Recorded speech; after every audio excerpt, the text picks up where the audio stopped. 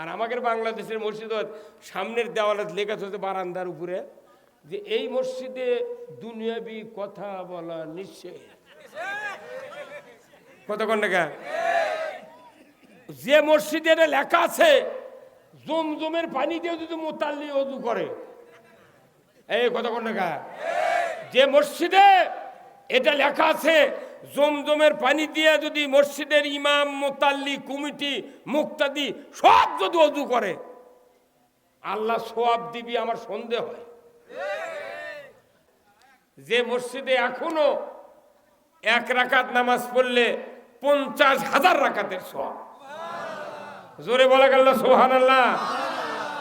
কত রাকাত? 50,000 রাকাত। আচ্ছা বলেন তো, ওটাও তো আল্লাহর ঘর, তাই না? মসজিদে নববীও আল্লাহর ঘর। এর সে আবার কাবা শরীফের আঙ্গিনায় যারা নামাজ পড়ে তাদেরকে আবার 1 লক্ষ রাকাতের সওয়াব। ধীরে হলো গে সুবহানাল্লাহ। আর আমাদের যে মসজিদ আছে এটাও কোনো আল্লাহর ঘর, ওই দুটো আল্লাহর ঘর, এইগুলো আল্লাহর ঘর। কিন্তু দেখা যায় নেকির সওয়াবের অনেক কম বাড়া, আকাশ পাতাল। একই আল্লাহর ঘর, ওখানে বেশি এখানে কম, এরা একটা কি মানে হলো? রাজশাহী কৃষি উন্নয়ন ব্যাংক আছে না?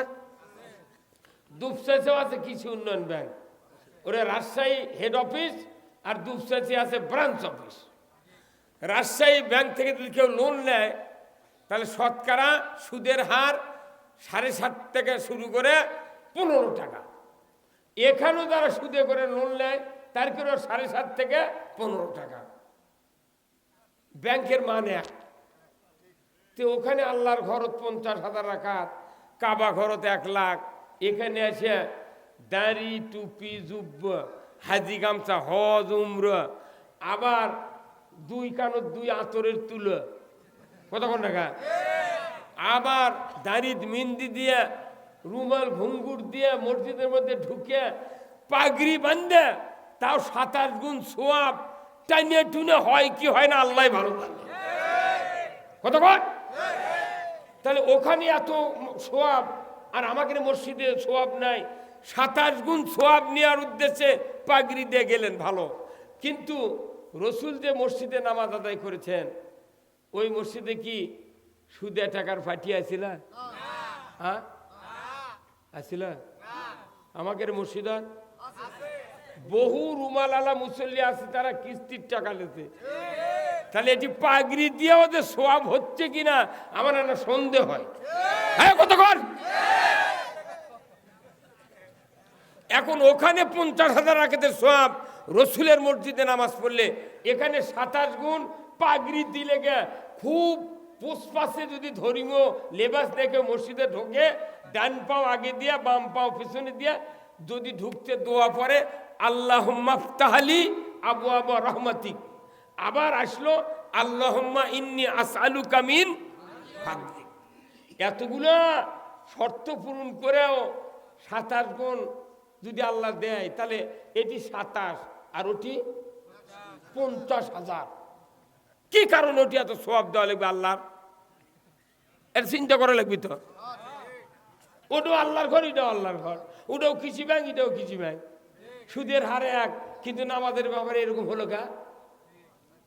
বরং সাহাবীরা নামাজ পড়ছে বালুর মধ্যে। কতক্ষণ? এক হাদিসে আছে রসুল যখন মসজিদে নববী তৈরি করেছেন, বৃষ্টির পানিতে উনি সেজদাত গেছেন, কপাল আর নাকে বালি কাদামাটি ভরেছিল।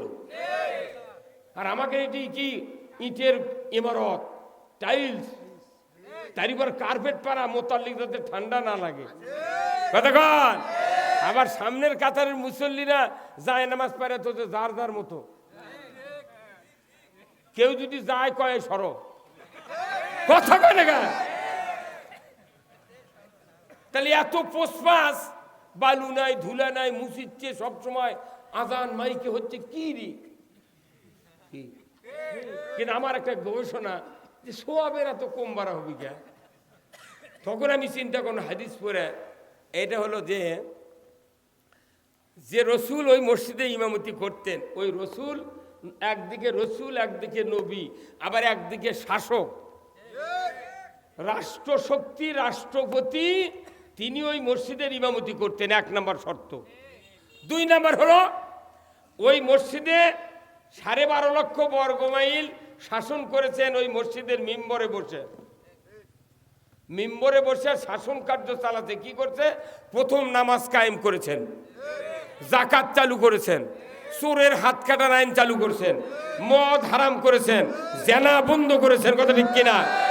ওই মসজিদ থেকে যুদ্ধের পরিকল্পনা করা হয়েছে।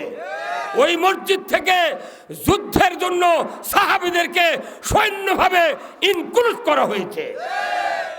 ওই মসজিদ থেকে ইসলাম বিজয় করা হয়েছে। ওই ইসলাম থেকে রাজ্যের শাসনভার ইহসান ভিত্তিক, নির্বিঘ্নে, কারোর ওপর জুলুম হবে না। হিন্দু থাক, বৌদ্ধ থাক, কাফের থাক, মুশরিক থাক, আনসার থাক, মুহাজির থাক, কারোর পক্ষপাতিত্ব করা যাবে না। এই আইনগুলোই মসজিদ থেকে পাশ করেছেন রসুল। আসলে ওখানে এই জন্যই সওয়াব বেশি যে ওই মসজিদ ছিল মদিনার 12.5 লক্ষ বর্গমাইলের একটা সংসদ ভবন, সেই জন্য ওই মসজিদের সওয়াব বেশি। আর আমাদের বাংলাদেশের মসজিদ সামনের দেওয়ালে লেখা থাকে বারান্দার উপরে যে এই মসজিদে দুনিয়াবি কথা বলা নিষেধ। কতক্ষণ টাকা? যে মসজিদে এটা লেখা আছে জমজমের পানি দিয়ে যদি মোতাল্লি ওযু করে, এই কতক্ষণ টাকা? যে মসজিদে এটা লেখা আছে জমজমের পানি দিয়ে যদি মসজিদের ইমাম, মোতাল্লি, কমিটি, মুক্তাদি সব যদি ওযু করে, আল্লাহ সওয়াব দিবি আমার সন্দেহ হয়। যে মসজিদের থেকে দুনিয়া চালালো ওই মসজিদের ব্রাঞ্চ অফিসে লেখা থাকে দুনিয়াবি কথা বলার নিচে আসতে হলে আওয়াজ মানে ওই জন্য সওয়াব নেই।